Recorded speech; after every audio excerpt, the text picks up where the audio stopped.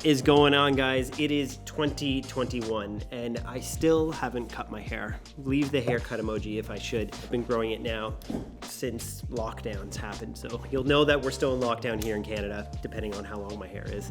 I doubt I'll cut it if lockdown's done. Depending, you can vote. Anyways, I wanted to talk today about your camera and why I think it's going to suck this year and why I don't think you're buying the right camera. Now, I'm being a bit facetious and I'll explain why. I want to actually give you a lot of tips about what cameras to buy, but the email and the message and the DM that I get the most often is, hey Mark, should I buy the Sony FX6? Or Mark, should I buy the Canon R5? It's these random messages about random cameras. And you're asking the wrong question. If you're asking, should I buy this camera? You're probably gonna buy the wrong camera and the footage you're gonna shoot is probably gonna suck because you're actually putting all your energy into asking the wrong question. What you really should be asking is, what am I going to shoot with this camera?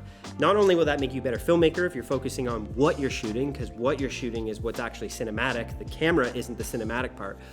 But also too, it'll help determine exactly what camera you should be purchasing. And I'm gonna go through all that. I'm gonna talk about the different things you're shooting and what cameras that will equal to. And I understand why this is so stressful for people, why I get that question so often, and why I think people are so misdirected is buying a camera. This is the most expensive thing you've bought at this point in your career. There's not many pieces of gear that are more expensive. So it's an emotional investment. And this is why I get people messaging me and they're so stressed. And I wish I could just look at them and tell them, listen, whatever camera you go buy is gonna be as good as what you're shooting. You can actually use any camera to shoot anything, but there's certain cameras that are suited better to other stuff. Like you might want a global shutter on your camera like the Komodo if you're shooting a lot of action, or if you know you're gonna be shooting a lot of low light, you don't have access to a lot of lights, that's where you might wanna start thinking about stuff like the FX6 or the FX9, which are incredible in low light. There's also camera systems that don't have autofocus that maybe that doesn't matter to you. You're on commercials where you're always gonna have a first AC. It's not whether necessarily a camera is good or what is better,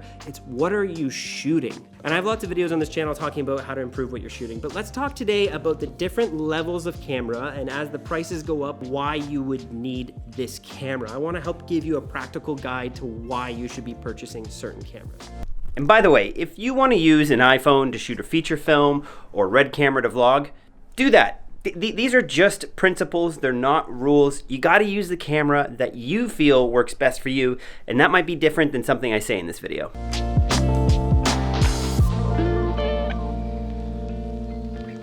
So let's go through this list. So the first thing you got to ask is, who am I shooting with?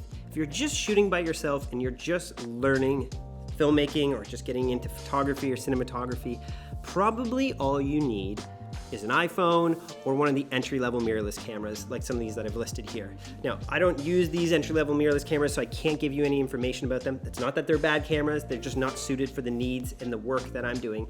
But if you're just trying to learn filmmaking, don't stress about getting the best camera right now. You just want to start learning workflow and start getting into actually how to edit and how to shoot and the preferences you like. So start with one of these cameras.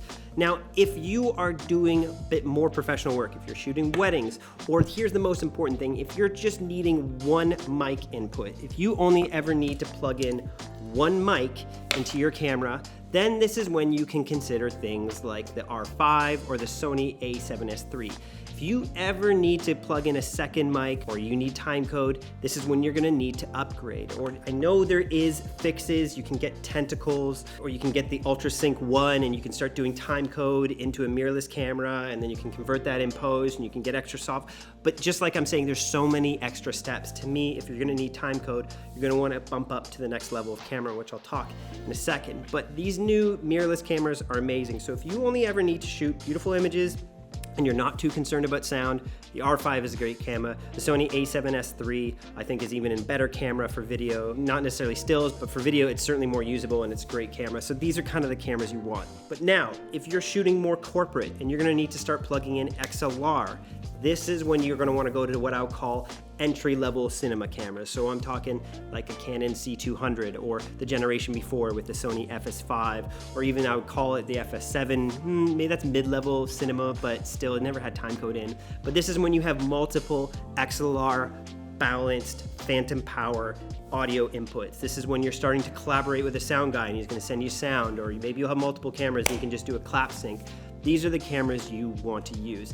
And see, why I'm saying that your camera is gonna suck is if you're not asking yourself these questions, you're gonna buy the wrong camera and you're already going down the wrong path. You as a filmmaker should be focusing on what you're shooting and then determine the right tool, not the other way around. People buy the wrong tool and then go try to shoot the right thing, and it doesn't necessarily work out for them. They end up not liking their camera, or their camera's too professional for their needs and not simple enough, or it's the opposite way around. Their camera doesn't have enough for what they wanted. They wish they had time code and now they're stuck doing crazy syncing in post. So this next group, I'm gonna call this the mid-tier cinema cameras. This is your Sony FX6s. I would normally put the FX9 in this, but I think it's in this kind of hybrid subcategory that I'll talk about next. I would put the C70 in here, the Canon. It's a great camera, but I'm really confused by the form factor. I haven't used one yet myself, but just looking at the pictures online, there's so many places to plug in stuff. I just like things a bit more standardized. That's why I own the FX6 and the FX9. But this is this next group, and that's one important thing, and that is time code. Being able to sync your camera. This is what will make it a mid-tier cinema camera and what can make it a B camera to some of the upper end cameras. So if you're shooting corporate gigs now where you have a professional sound guy, or you're shooting commercials where you're gonna need sync time code, or you're shooting music events or live events where you're gonna need to sync multiple cameras, this is when you need to kind of probably upgrade from a mirrorless camera or one of the entry-level cinema cameras and go up to this mid-tier. These mid-level cinema cameras shoot 422, which is great. And I just wanna give a little disclaimer. RAW does not mean immediately that you have better exposure or better color science or more latitude.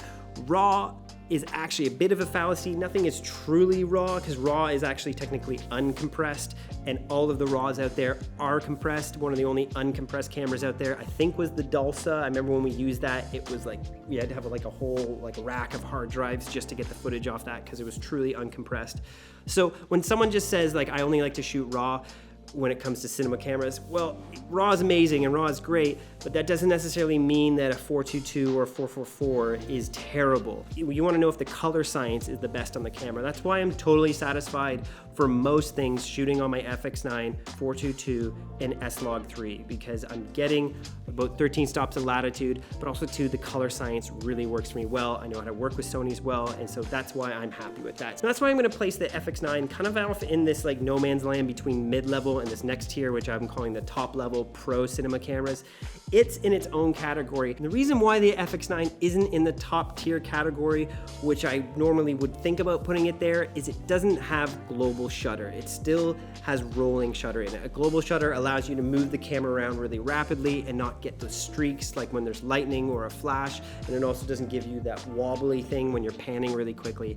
And that's why I'm gonna put cameras like the Komodo up in the top tier. It's also why I probably put the C500 in that mid-level category with the FX9. I've shot a bunch on the C500. We shot these campaigns for Can-Am on it. It's a great camera, but again, without that global shutter, I can't put it in the top tier cameras. And so when you want to work with the top tier is when you have crazy fast action. When you need your camera to be able to handle all of the action of a rapid pan, or if there's shaking or if there's lots of flashing, this will make your image look pristine. This is also too when you're going to be going to professional colorists. These cameras shoot RAW, they shoot 444. I'm talking about the kind of the Red camera family, or I'm talking also about the Alexa. My favorite camera on this face of this planet is the Alexa Mini LF, the large format. It's an amazing camera, some of the best color science, best image. It's just a beautiful camera overall. But these are the top tier cameras, and you don't have to worry about them if you're not going to a professional colorist or if you don't have the budget.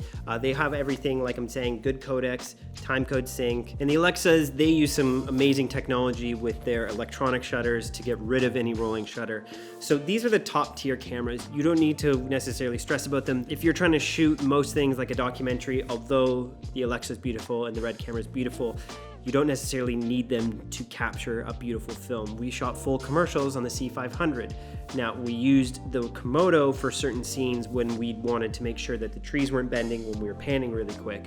But for most of my jobs, most of the work I'm doing, something like the FX9 or the FX6 that we own are perfectly adequate. They have time code in, they have dual XLR in. We can do lots of stuff with this. It's only when I'm gonna start going up to things where I need something like a global shutter or a large format, I'm gonna need higher resolution. That's why I also put some of these red cameras up in this top category, because the resolution is huge. It exceeds the 4K standard DCI that you see in something like the FX9. And why that's helpful is if you're doing VFX or you need more detailed wide shots, these cameras can come in handy. So there you go, guys. That is an extraneous list of the cameras and why I think your camera sucks if you're buying it just based on specs. This is not the way to buy a camera unless you're like a VFX person. Then you just need all of the specs maxed out. You need the highest bit rate and you need the highest resolution, because you're going to be getting into that image and doing all the work on it. But this is where I don't stress. I was about to buy an Alexa Mini LF last year, and then I decided to go for the FX9. Never regretted it because it's worked for me on almost every job I do. I just shot a series of Toyota commercials on the FX9.